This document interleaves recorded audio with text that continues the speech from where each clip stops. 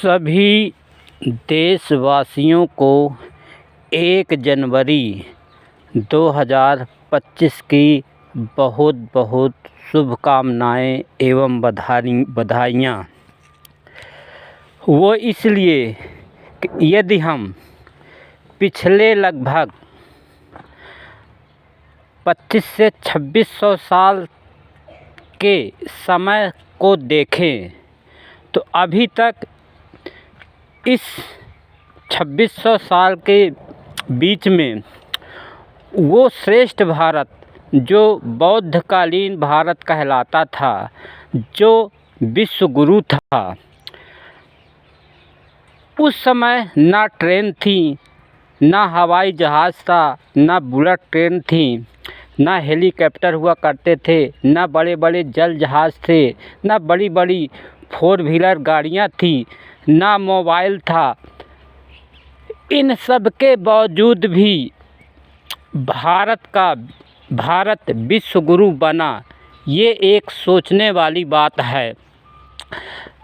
इतने संसाधन होने के बाद भी आज भारत देश भिखारी की स्थिति में जी रहा है, रेंग रहा है, गरीब लूहलुहान है। भारत की 80% जनसंख्या गरीबी रेखा के नीचे जीवन यापन व्यतीत कर रही है, राशन कार्ड पे जीवित है। ये भारत देशवासियों के हर व्यक्ति को सोचने का एक गंभीर विषय है। इतना सब कुछ होने के बाद भी भारत पीछे जा रहा है या आगे जा रहा है, ये हर भारतीयों के सोचने के लिए एक बहुत बड़ा विषय है। इस विषय को यदि सोचें तो आगे आने वाले 25 साल में और कितनी बुरी स्थिति होने वाली है, इसकी गंभीरता पे भी ज़रा विचार करना होगा। चाहे वो स्वास्थ्य के दृष्टि से हो, चाहे वो शिक्षा की दृष्टि से हो, चाहे वो बेरोज़गारी की दृष्टि से हो, चाहे वो भिखारी की दृष्टि से हो, चाहे वो पाखंडवाद की दृष्टि से हो, चाहे वो अंधविश्वास की दृष्टि से हो, क्योंकि यही सब विशेषताएं बढ़ रही हैं। नैतिकता, प्राकृतिकवाद, निरोग, खुशी, वैभव, इनको तो कोई बात ही नहीं करता, इनका मतलब ही नहीं जानता। पूजा पत्थर की करता है, पेड़ों की करता है, लेकिन जिस पेड़ के वृक्ष खाता है, जिस माता पिता के द्वारा उसका जन्म और पालन पोषण होता है, उसका विकास होता है, उसे भूल के पत्थरों की पूजा में व्यक्ति लगा हुआ है। यही है अंधविश्वास और पाखंडवाद। बड़े बड़े इंजीनियर, डॉक्टर और बड़े बड़े अधिकारी कर्मचारी भी पत्थर की पूजा में लगे हुए हैं। उनका विवेक मर गया है। जितना जो पढ़ा लिखा है उतना ही वो विवेकहीन हो गया है। ये मुझे कहते हुए शर्म नहीं आ रही, अफसोस हो रहा है कि आज भारत देश किस प्रगति की ओर जा रहा है। ये प्रगति विहीन भारत है, प्रगति करता दिखाई नहीं दे रहा।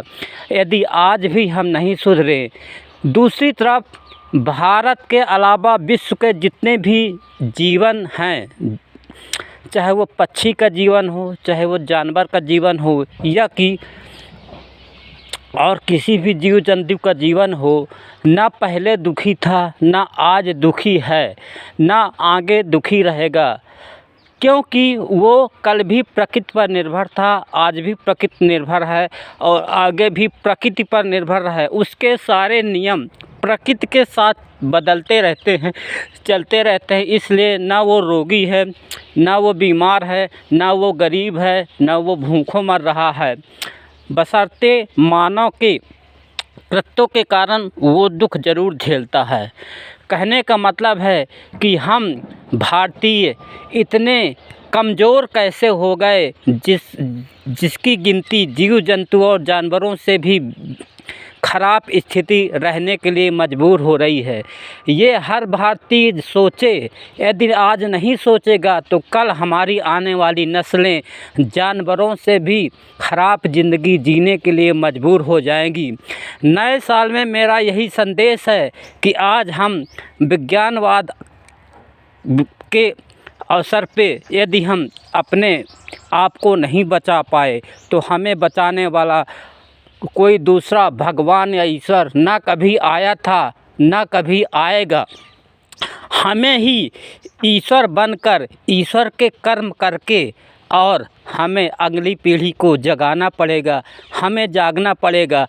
हमें भाग्य पे नहीं, हमें अपने कर्म को बदलना होगा। जिन महापुरुषों के सामने हम अगरबत्ती जोड़े नतमस्तक है, उनके कर्म को अपने जीवन के कर्म में बदल कर ही यह योग्य स्थिति प्राप्त की जाती है। पुनः आप सभी देशवासियों को 2025 की बहुत बहुत बधाइयाँ। और यदि मेरी बातों से कुछ ठेस पहुंची हो तो मैं उसके लिए माफ़ी चाहता हूं। बहुत बहुत धन्यवाद।